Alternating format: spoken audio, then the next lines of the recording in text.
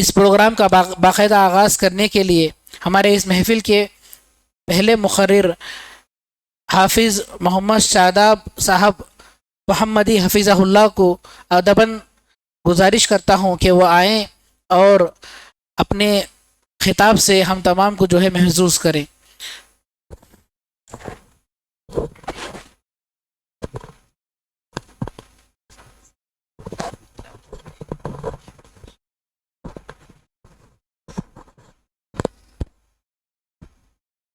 بسم اللہ الرحمن الرحیم الحمد للہ والصلاة والسلام علی رسول اللہ اما بعد فإن خیر الحدیث کتاب اللہ وخیر الہدی ہدی محمد صلی اللہ علیہ وسلم وشر الامور محدثاتها وكل محدثة بدعة وكل بدعة ضلالة وكل ضلالة في النار۔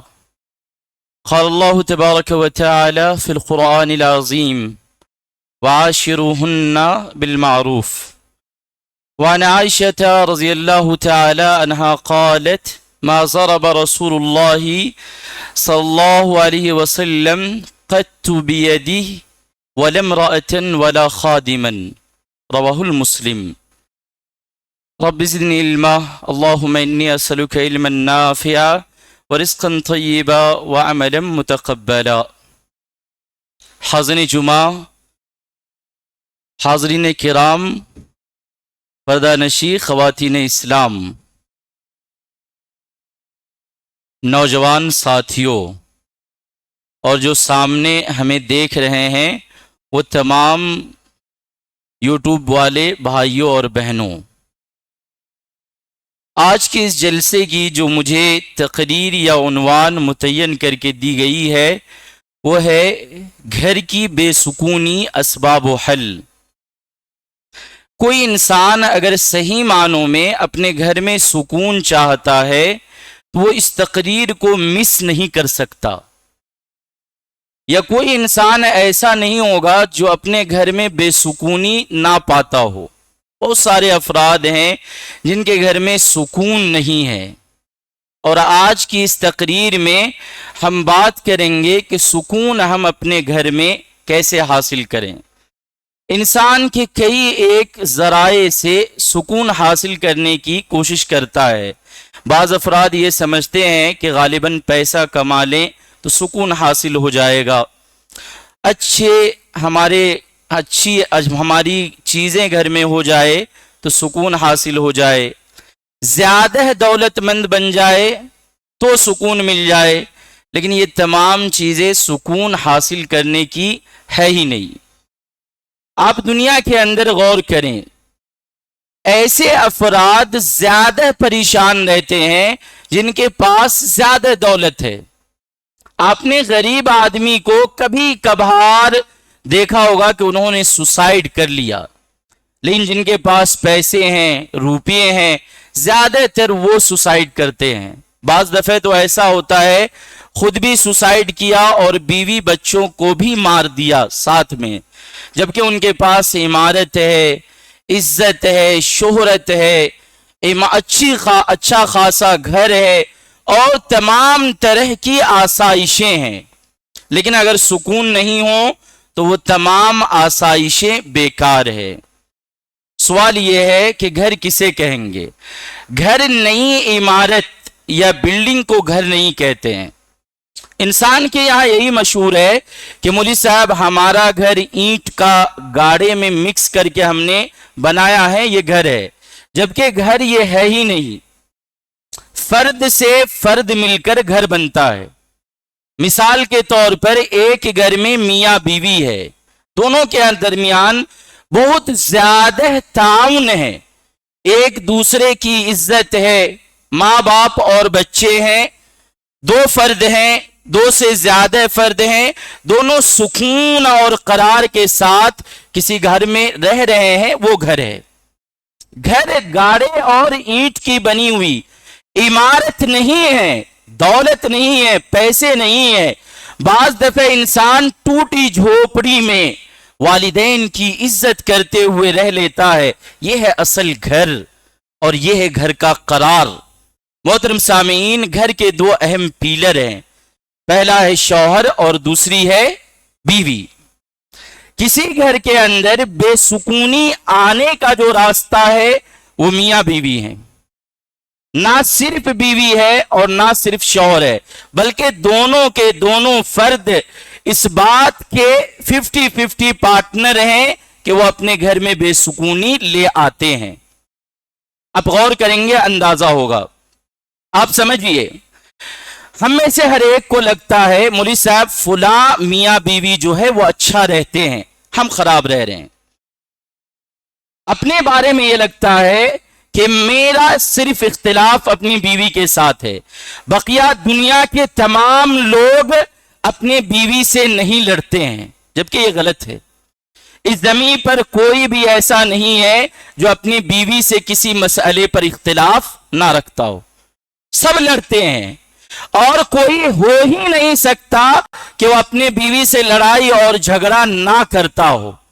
لیکن فرق ہے، ایک جھگڑا وہ ہے جو گھر کے دروازے تک بند ہو کر ختم ہو جاتا ہے، نیوز نہیں بنتا، طلاق کی نوبت نہیں آتی، خلا نہیں ہوتا، بیوی چھوڑ کر گھر سے نہیں بھاگ جاتی، شوہر اسے مارتا اور بے تحاشا نہیں مارتا ہے، بلکہ اپنی عزت کو اور آبرو کو بچانے کے خاطر دونوں اپنے اختلاف کو حل کر کے رہنے لگتے ہیں۔ یہ ہے سکون۔ اور طلاق مسجد میں لیٹر پر جائے کہ متولی صاحب ہمارے درمیان نہیں سمجھ ہو رہا ہے، طلاق کروا دیں، یہ ہے بے سکونی اپنے گھر میں آنا۔ اسلام کے اندر میاں بیوی اتنی زیادہ اہمیت رکھتے ہیں کہ ان کے تعلقات پر کتنا زور دیا گیا ہے، چند الفاظ میں سمجھیے۔ حجۃ الوداع کا موقع ہے، پیارے حبیب صلی اللہ علیہ وسلم کھڑے ہوتے ہیں اور کہتے ہیں الا واستوصوا بالنساء خیرا، اے میرے صحابہ کرام، اپنی بیویوں کے ساتھ بھلائی کرنا، عورتوں کے ساتھ اچھائی کرنا، فإنما ہن اوان بینکم، کیونکہ یہ عورتیں جو ہے وہ تمہارے پاس قیدی ہیں، قاف یا دال یا قیدی، یہ حدیث کے الفاظ ہیں۔ اب سوال یہ پڑتا ہے آج کل کے سماج و معاشرہ میں کہ مولوی صاحب قیدی ہے تو مارے جا، پیٹے جا، جو من کرے کرتے جا۔ قیدی کا یہی مطلب ہوتا ہے نا۔ آپ نے جیل میں دیکھا ہوگا ایک آدمی خطا کیا، جیل میں ڈالا گیا، قیدی ہے، مارا جاتا ہے۔ لیکن یہاں جو حدیث میں بیوی کو قیدی کہا گیا ہے وہ جیل والی قیدی نہیں ہے۔ اس کا مطلب علماء نے بیان فرمایا ہے فَإِنَّمَا هُنَّ أَوَانٌ عِنْدَكُمْ، ایک عورت تمہارے پاس قیدی ہے، اس کا مطلب یہ ہے کہ وہ کمزور ہے، اس کے پاس آپشن نہیں ہے، وہ کمزور پوزیشن میں ہے۔ شوہر یہاں ہے، بیوی یہاں ہے، یہ پوزیشن کے اعتبار سے کمزور ہے۔ شوہر پروٹیکٹر ہے، شوہر پرووائیڈر ہے، شوہر اس کے بال سے لے کر ناخن تک کا مالک ہے، شوہر اس کے اخراجات کا مالک ہے۔ عورت کی پوزیشن کمزور ہے، نہ کہ وہ قیدی، نہ کہ وہ عورت وہ قیدی نہیں ہے کہ آپ اسے ستائیں، اس پر ظلم کرے۔ محترم سامعین، آج کل کے معاشرے میں ہوتا یہ ہے، اب یہ حدیث سن لیے تو لگے گا ارے میرا چھاتی اتنا کشادہ ہو گیا، ہمیں مالک بنایا، عورتوں کو قیدی بنایا۔ نہیں میرے دوستو، آپ اسے ایک مثال سے سمجھیے۔ آپ کے گھر میں ایک طلاق شدہ عورت ہے یا نہیں ہے؟ سماج و معاشرہ میں اگر ہے، آپ انہیں دیکھیے۔ بڑی مشہور کہاوت ہے، اگر ایک بیوہ عورت ہو یا ایک طلاق شدہ بہن ہو تو اس کے بجلی کے فین جو ہوتے ہیں اس کا بل بھی زیادہ آتا ہے۔ اللہ اکبر۔ ہماری بہن کو طلاق ہو جائے مثال کے طور پر، یا آپ کی بہن کی ہو جائے، سماج و معاشرہ کے کسی بہن کی طلاق ہو جائے تو اس کا فین جو چلتا ہے نا، اس کا بل بھی گھر والوں کو زیادہ محسوس ہوتا ہے، کیونکہ اس کے پاس شوہر نہیں ہے۔ یہ ہے شوہر کی قیمت، اور یہ ہے ایک بیوی کے احساس اور قیدی ہونے کا مطلب کہ اگر شوہر موجود ہوتا، اے سی چلتے، پھر بھی ان کا بل ان کے لیے زیادہ نہیں ہوتا، لیکن آج بیوہ ہیں، طلاق شدہ ہے، بہن ہے، اس بھائی کا بہن ہے، پھر بھی اس بھائی کو اس کے فین، ایک فین چلنے کا بل انہیں زیادہ محسوس ہوتا ہے۔ یہ ہے قیدی ہونے کا مطلب۔ اتنا ہی نہیں، آپ غور کریں، بعض لوگ کہتے ہیں مولوی صاحب طلاق شدہ اگر کوئی عورت اپنے گھر آ جائے، ماں باپ اسے تھوڑی نہ چھوڑ سکتے ہیں، سینے سے لگا کے رکھیں گے۔ میں نے کبھی نہیں کہا کہ چھوڑ سکتے ہیں، ماں باپ ہیں، والدین ہیں، لیکن ایک وقت آتا ہے ایک طلاق شدہ عورت اور ایک بیوہ عورت اپنے والدین پر بھی بوجھ بن جاتی ہے، اور اگر والدین پر بوجھ نہ بنے تو بھائی پر بن جاتی ہے، بھابھی پر بن جاتی ہے، گھر میں رشتہ داروں پر بن جاتی ہے، سماج و معاشرہ کے خالاؤں پر بن جاتی ہے، پھوپھیوں پر بن جاتی ہے، یہاں تک کہ اس عورت پر جو نظر جائے اس آدمی کے لیے وہ طلاق شدہ یا بیوہ عورت بوجھ بن جاتی ہے۔ اسی لیے نبی صلی اللہ علیہ وسلم نے کہا استوصوا بالنساء خیرا، اے لوگو عورت کو ہٹ نہ کرو، وہ تمہاری قیدی ہے، کمزور ہے پوزیشن کے اعتبار سے۔ حاضرین کرام، آپ سمجھ گئے ہوں گے عورت کے قیدی ہونے کا کیا مطلب ہے۔ اسی طرح عورت کے ساتھ، مرد کے ساتھ ساتھ اللہ کے نبی صلی اللہ علیہ وسلم نے عورت کو نصیحت کیا، اے عورت شوہر کی اہمیت سمجھو، گھر میں بے سکونی نہ لاؤ۔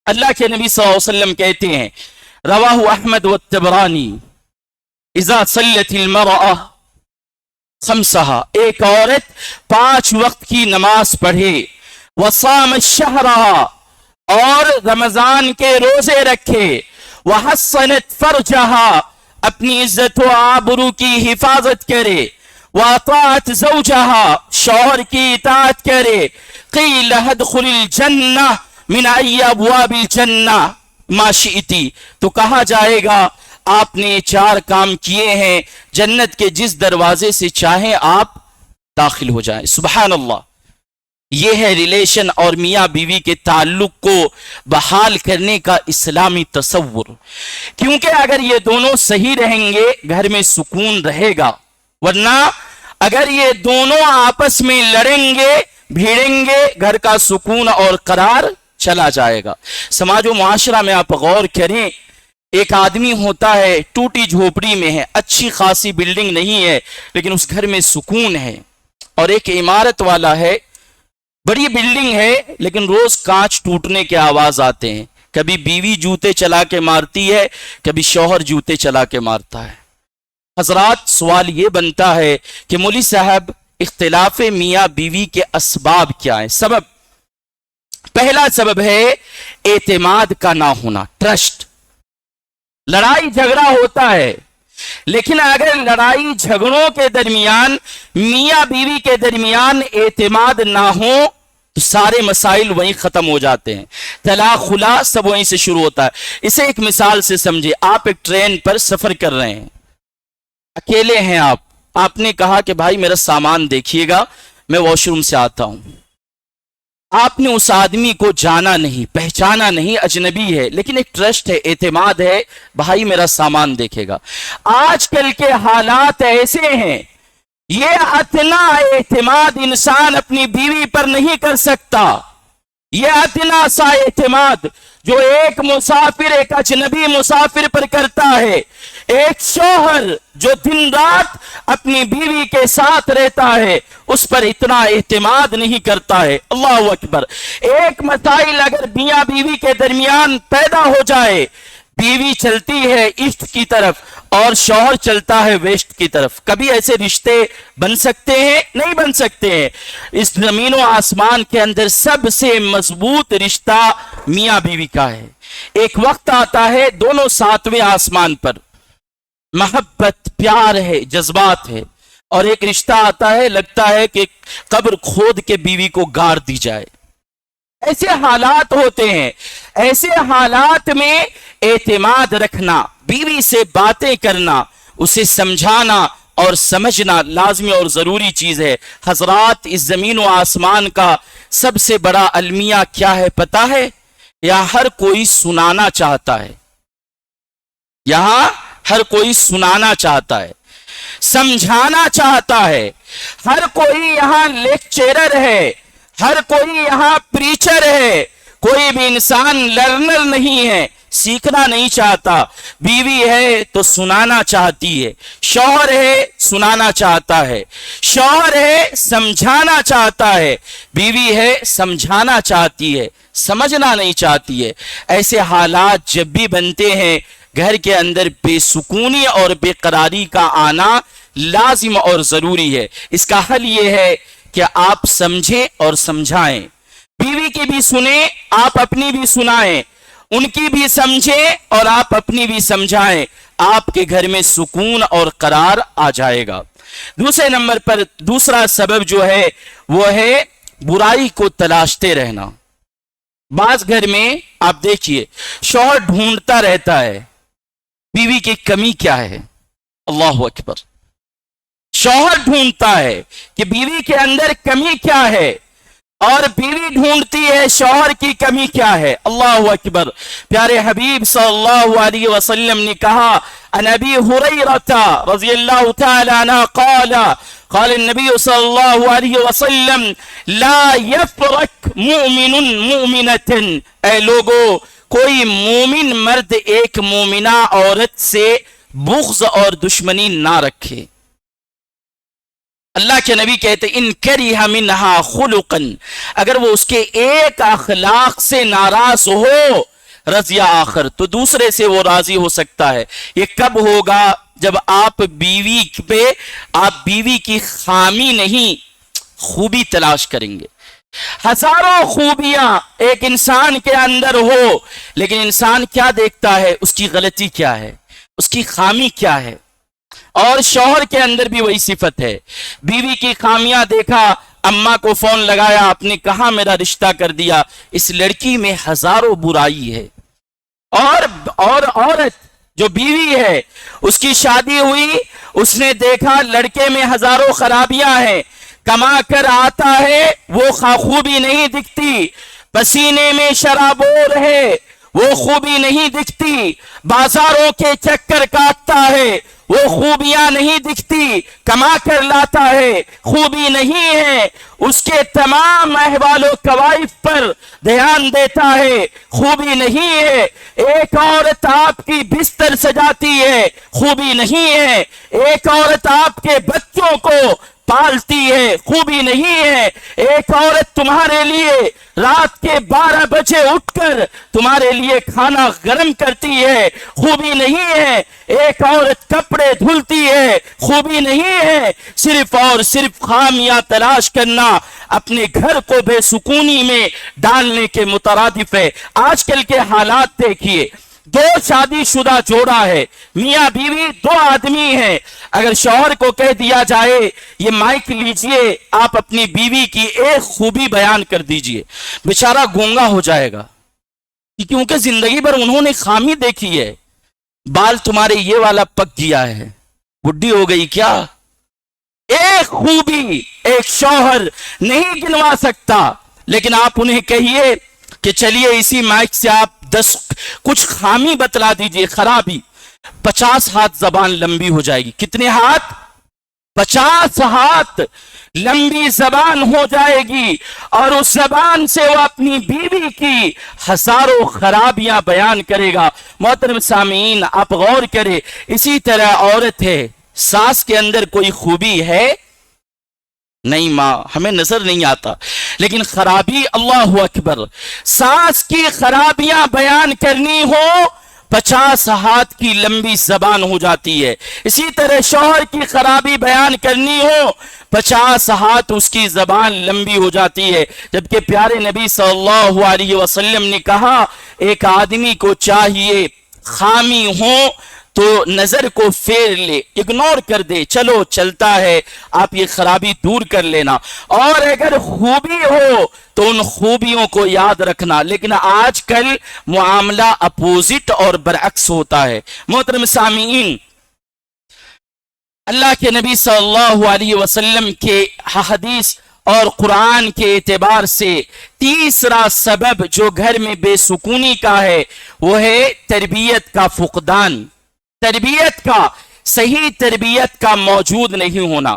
اچھا، بعض لوگ یہ سمجھتے ہیں مولوی صاحب تربیت شوہر کی کیسے ہوگی، یا تربیت بیوی کی کیسے ہوگی؟ تربیت تو بچپنے میں ہوتی ہے نا، لیکن آپ کو معلوم ہونا چاہیے تربیت صرف اولاد کی نہیں ہوتی ہے، بلکہ تربیت ایک شوہر کی بھی ہوتی ہے اور ایک بیوی کی بھی تربیت ہو سکتی ہے۔ محترم سامعین، اسے ایک مثال سے سمجھے۔ مثال کے طور پر ایک عورت کا نکاح ہوا، اس عورت کے اعتبار سے اسے شوہر ملنا تھا راجکمار، بڑا ہینڈسم، بڑا خوبصورت، اخلاق مند کیریکٹر، فل کیریکٹر، اچھا کیریکٹر والا، لیکن بیچاری کو مل گیا ایک دم گیا گزرا گھٹیا۔ اسی طرح ایک لڑکے نے سوچا تھا مجھے اچھی خوبصورت با اخلاق عورت ملنا، لیکن اسے اس کے اپوزٹ مل گیا۔ ایسے حالات میں کیا کریں گے؟ اس عورت کو طلاق دے دیں گے؟ خلا لے لے گی وہ عورت؟ نہیں میرے دوستو، تربیت کریں گے۔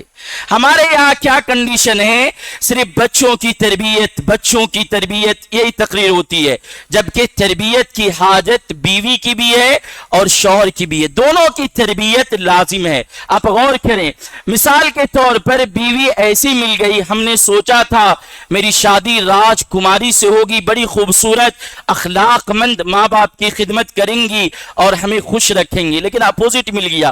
تو بنانے کی ذمہ داری آپ پر ہے، اس کی تربیت کریں، آپ اس کی تربیت کریں، خیال کریں، ان کو سمجھائیں، اسلام کی حقانیت بتلائیں، اللہ کی وعیدیں سنائیں، قرآن و حدیث کا پیغام سنائیں، اور اس لڑکی کی صحیح تربیت کر کے اپنے جانب مائل کریں۔ محترم سامعین، اسی طرح ایک عورت کے لیے جب غلط شوہر مل جائے یا غلط لڑکا مل جائے تو ایک عورت کے لیے اصول بنتا ہے کہ وہ لڑکے کی صحیح تربیت کرے۔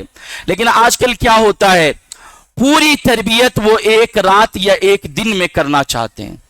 شادی ہوئی، شادی ہو کے آئے، گھر میں داخل ہوئے، شوہر کی بہت ساری عادت پسند نہیں، صبح فون کر کے ماں باپ کو بول دیا یا رات کو ہی بول دیا۔ انہیں پوری کی پوری تربیت ایک دن میں چاہیے۔ یہ گھر کی بے سکونی کا راز کہ ایک عورت اپنے شوہر کی تمام تربیت ایک دن میں چاہتی ہے۔ وہی بچی اپنے ماں باپ کے گھر میں پیدا ہوئی تھی تو پیدائش سے لے کر جوانی تک ان کے ماں باپ نے تربیت کی، پھر بھی وہ نہیں سدھری، لیکن شوہر کو ایک دن میں سدھارنا چاہ رہی۔ اللہ اکبر! معلوم ہے آپ کو بے سکونی کیسے آتی ہے، گھر میں طلاق کیسے ہوتی ہے؟ یہی وجہ ہے ایک عورت بتدریج، آہستہ آہستہ، رفتہ رفتہ اپنے شوہر کی تربیت کرے، کامیاب ہو جائیں گی۔ اسی طرح ایک مرد اپنے بیوی کو فرشتہ نہ بنا لے، ایک ہی رات میں، ایک ہی دن میں میری بیوی فرشتہ بن جائے، میرے ماں باپ کی خدمت کرے، میری دیکھ بھال کرے، ممکن نہیں ہے۔ آپ نے کبھی غور کیا کہ اس عورت کو مہلت دی جائے، سمجھایا جائے؟ نہیں، آج کل کے حالات کیا ہوتے ہیں، مولوی صاحب مجھے شادی ہوئی لیکن اچھی عورت نہیں، بدتمیز ہے، بد اخلاق ہے، ان سے الگ ہی ہو جانا بہتر ہے۔ تربیت کرنا کوئی نہیں چاہتا۔ بھائی آپ اپنی زندگی پر غور کریں، آپ جب سے پیدا ہوئے آپ کی 30-32 سال میں شادی ہوئی، پھر بھی آپ گلیوں میں بیٹھ کر سگریٹ پھونکتے ہیں۔ ماں باپ نے آپ کی تربیت نہیں کی ہوگی؟ کون سے ایسے والدین ہیں جو اپنے بچوں کی بھلائی نہیں چاہتے؟ کیے ہوں گے، لیکن پھر بھی آپ پھونکتے ہیں۔ وہ بھی بیچاری بچی ہے، ان کے ماں باپ نے بھی ان کی صحیح تربیت کی ہوگی۔ ہو سکتا ہے کوئی خرابی نظر آ رہی ہے، لیکن آپ انہیں سمجھائیں، انہیں اللہ اور اس کے رسول کے قوانین بتلائیں، وہ بچی سدھر جائے گی اور آپ کے راہ پر، آپ کی خدمت اور آپ کے قرآن و حدیث پر عمل کرنے لگیں گی، آپ کی دونوں کی زندگی سدھر جائے گی۔ محترم سامعین، اگر یہ حل اپنایا جائے کہ بیوی شوہر کی تربیت کرے اور شوہر بیوی کی تربیت کرے تو کبھی گھر میں بے سکونی نہیں آ سکتا، طلاقیں نہیں ہو سکتی ہے، خلا نہیں ہو سکتا ہے اور زندگی کامیاب ہو سکتی ہے۔ محترم سامعین، چوتھا سبب ہے صبر کا فقدان۔ صبر کا فقدان چوتھا سبب۔ مثال کے طور پر وہی عورت جو زندگی بھر اپنے والدین کی غربت کو برداشت کرتی رہی، شوہر کی غربت اسے برداشت نہیں ہے نا؟ آپ کو اپنی زندگی کی کہانی لگے گی، دل سے سنیے، کان سے نہیں۔ جو بات کر رہے ہیں کرنے دیجئے، آپ سنیں۔ آج جو لڑکی اپنے گھر پہ مہندیوں کو ترس گئی ہیں، وہ بیوٹی پارلر میں جا کر شوہر کے پیسوں پر راج کرنا چاہتی ہے۔ جس کے باپ نے انہیں غربت میں پالا اور اس غربت میں کبھی انہوں نے والدین سے جھگڑا نہیں کیا، جب شوہر کے ذمے آئی تو شوہر کے وسائل زندگی سے وہ خوش نہیں ہے۔ وہ چاہتی ہیں، عورتوں میں ایک شیوا اور فطرت ہے، بڑھا چڑھا کر پیش کرنا، بالوں کی ڈیزائن میں بڑھا چڑھا کر دکھانا۔ 2000 کی ساڑی سوٹ لیا، 5000 کی بتلایا۔ ایسے میں جو غریب عورتیں ہیں جس کا شوہر اچھا نہیں کماتا، وہ اپنے شوہر کو تانا دیتی ہے۔ تمہیں کیا معلوم، اپنا پڑوسی ہے نا فلاں، انہوں ابھی کنیا کماری جا کے آئے، انہوں وہاں گھوم کے آئے، ادھر جا کے آئے، ادھر جا کے آئے۔ ایسے حالات میں شوہر تنگ آ جاتا ہے، اس گھر کا سکون اور قرار اپنے آپ ہی چلا جاتا ہے۔ محترم سامعین، جس طرح ایک لڑکی اپنے باپ کی غربت برداشت کرتی ہے، اپنے والد سے جھگڑتی نہیں ہے، اگر ایک شوہر کی غربت کو برداشت کر لے، کبھی ان کی زندگی میں بے سکونی نہیں آ سکتا، اس کا گھر پریوار میں سکون اور قرار بھرا رہے گا۔ محترم سامعین، کسی مزاحیہ شاعر کا ایک قول مجھے یاد آ رہا ہے۔ ایک مزاحیہ شاعر نے شادی کی اور اپنی بیوی کو بہت ساری جگہ کا ٹور کرایا، بہت ساری جگہ لے گیا، لیکن آخر میں بیوی کہتی ہے گھر پہ آ کے کہ آپ نے مجھے وہاں نہیں گھمایا جہاں ہمارے والد گھمانے لے گئے تھے۔ اللہ اکبر، ساری جگہ گھما دیا، پھر بھی اس عورت نے اس جگہ کا سیر نہیں کیا جہاں وہ اپنے والد کے ساتھ گئی تھی۔ مطلب سوچئے آپ کہ ایک انسان کی، عورت کی فطرت کیا ہے، وہ اپنے والد کی ساری اچھائیاں یاد رکھتی ہے اور شوہر کی تمام اچھائیوں پر پانی پھیر دیتی ہے۔ ایسے حالات میں گھر میں بے سکونی اور بے قراری کے علاوہ کچھ نہیں آ سکتا۔ اگر اے میرے نوجوان دوستو، اگر آپ اپنی زندگی میں اچھائی چاہتے ہیں اور ہماری ماں بہنیں، نوجوان بچیاں اگر سکون اور قرار چاہتی ہیں تو جو شوہر کی وسائل زندگی ہے، جو اللہ کا دین ہے اور جو اللہ نے شوہر کو عطا کیا ہے، اس پر راضی رہنا سیکھ لیں۔ حاضرین کرام، حضرت علی رضی اللہ تعالی عنہ، ان سے بڑا اسٹیٹس کس کا ہو سکتا ہے؟ فاطمہ رضی اللہ تعالی عنہا، صحیح بخاری کی روایت ہے، پیارے نبی کہتے ہیں فاطمہ بذات منی، فاطمہ میرے دل کا ٹکڑا ہے، میرے جسم کا حصہ ہے۔ اے عورتوں کی جماعت، کون ہے جو فاطمہ کا مقابلہ کر سکے؟ دیکھو، حضرت علی کہتے ہیں، الامام الراشد الزاہد، حضرت علی کہتے ہیں ہمارے پاس ٹاٹ کا، چمڑے کا ایک ٹاٹ تھا، ایک طرف ہم سو جاتے اور دوسری طرف فاطمہ آٹا گوندھ لیتی تھی۔ اللہ اکبر۔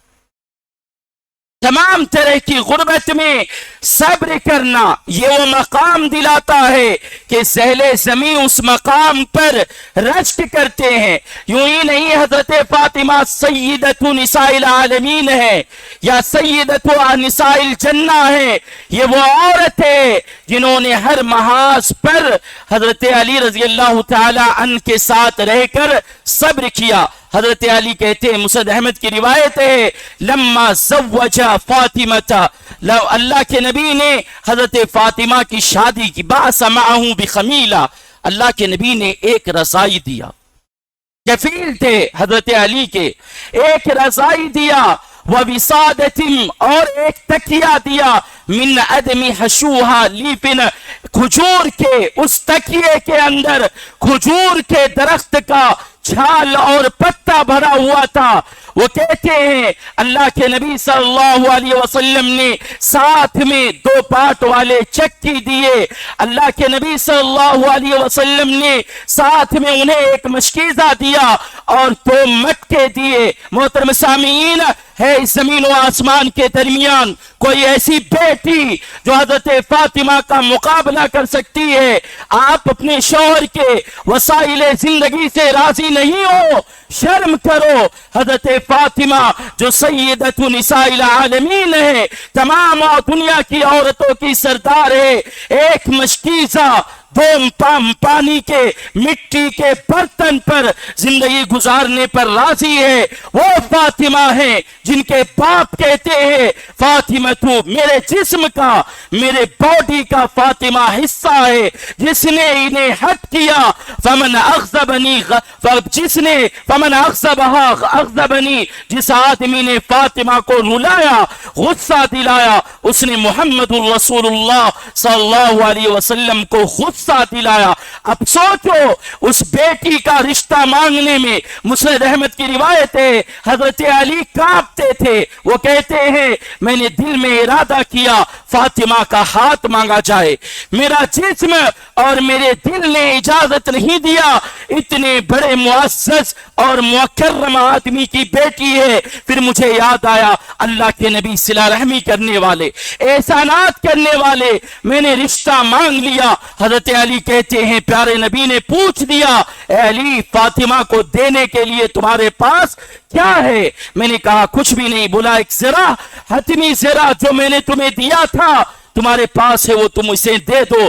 حاضرین کرام، آپ بیٹی ہو کر اپنے شوہر کو لات اس لیے مار دیتی ہیں کیونکہ ان کے پاس وسائل زندگی نہیں ہے، گھمانے کے خرچے نہیں ہیں، وہ کنیا کماری تھائی لینڈ اور آئی لینڈ نہیں جا سکتا، وہ لندن اور پیرس کا سیر نہیں کرا سکتا۔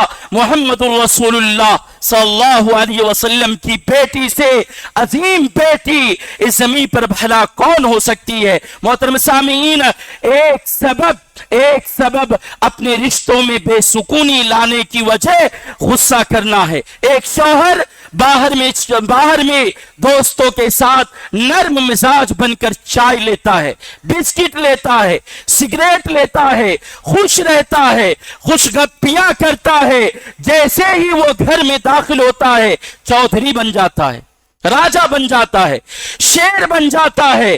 باہر ہے تو ڈھیر ہے، شوہر باہر ہے تو لوگوں کے ساتھ نرم ہے، لیکن جیسے ہی گھر میں داخل ہوتا ہے اللہ اکبر شیر بن جاتا ہے۔ اللہ کے نبی کے بارے میں سنو، عن عائشہ رضی اللہ تعالی عنہ قالت ما ضرب رسول اللہ صلی اللہ علیہ وسلم قط بیتی ولا امرأة ولا خاتما، رواہ المسلم۔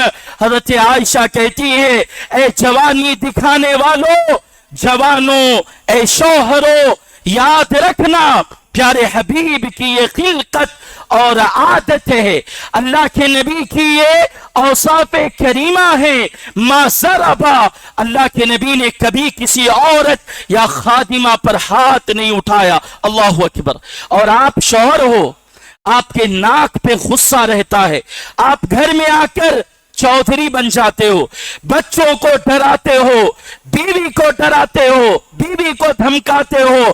اللہ کے نبی کی امت ہو تم، ذرا غور کرو، اللہ کے نبی نے کسی عورت پر اور کسی خادمہ پر کبھی ہاتھ نہیں اٹھایا۔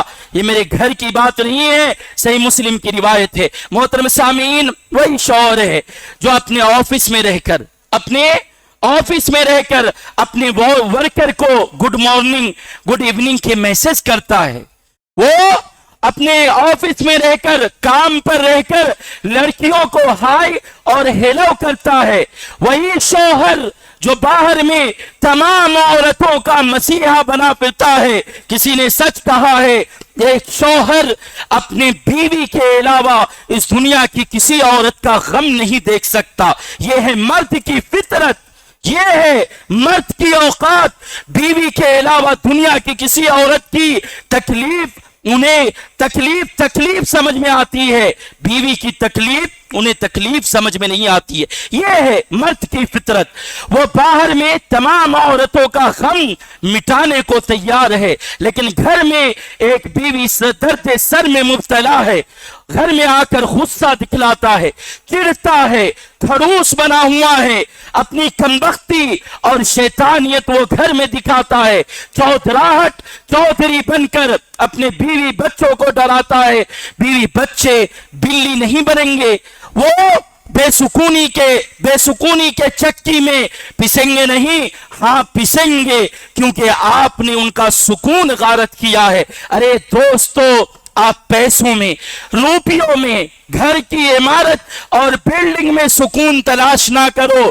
سکون آتا ہے اچھے اخلاق سے, اچھے برتاؤ سے, اچھی عادتوں سے, اچھے رہن سہن سے. پیسے میں سکون نہیں ہے, ورنہ دنیا کے ہائی لیول کے پیسے والے ڈائریکٹ بھیجے میں گولی مارتے ہیں اور سوسائڈ اس دنیا میں کر کے مر جاتے ہیں. محترم سامعین, آخری وجہ, میرا وقت ختم ہوا چاہتا ہے, آخری وجہ جو گھر میں بے سکونی کا ہے وہ ہے آپ کے جیب میں رکھا ہوا موبائل.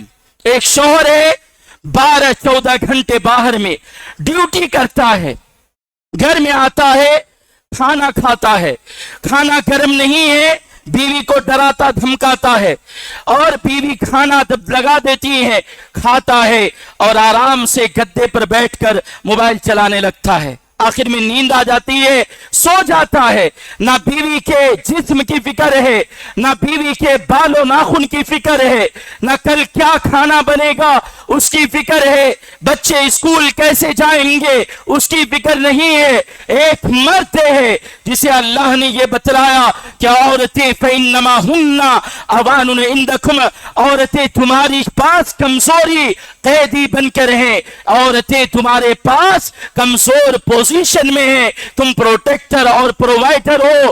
ایسا انسان موبائل چلاتا ہوا نیند کی آغوش میں چلا جاتا ہے.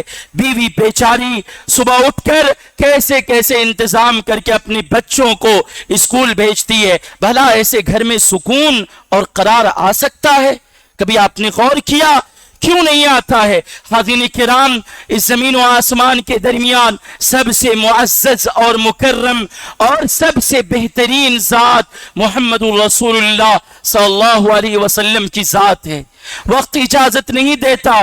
اس نبی کے اخلاق اور اوصاف, ایک کتاب ہے, ایک رات نبی صلی اللہ علیہ وسلم کے گھر میں پڑھو, اس کتاب کو پڑھ کر دیکھو زندگی میں سکون کیسے لایا جائے. پیارے نبی اپنے جوتے سل لیتے ہیں, تسمہ لگا لیتے ہیں, اپنے کپڑے سیدھے کر لیتے ہیں. اللہ کے نبی صلی اللہ علیہ وسلم سبزیاں کاٹ کر دیتے ہیں. میں یہ نہیں کہتا عورتوں کی یہ ذمہ داری نہیں ہے, مردوں کی ذمہ داری یہ کب سے ہو گئی؟ 12 گھنٹے باہر جاب کر کے آئے اور اندر موبائل چلاتے ہوئے سو گئے, بیوی بچوں کی فکر نہیں ہے. لہٰذا میرے احباب دوستو, آپ اپنی زندگی میں غور کرو. اگر سکون چاہتے ہو, قرار چاہتے ہو, تو میری تقریر کا خلاصہ یاد رکھو, آپ اپنی بیوی پر اعتماد کرو. دوسرے نمبر پر اپنی بیوی کی خامی تلاش نہ کرو.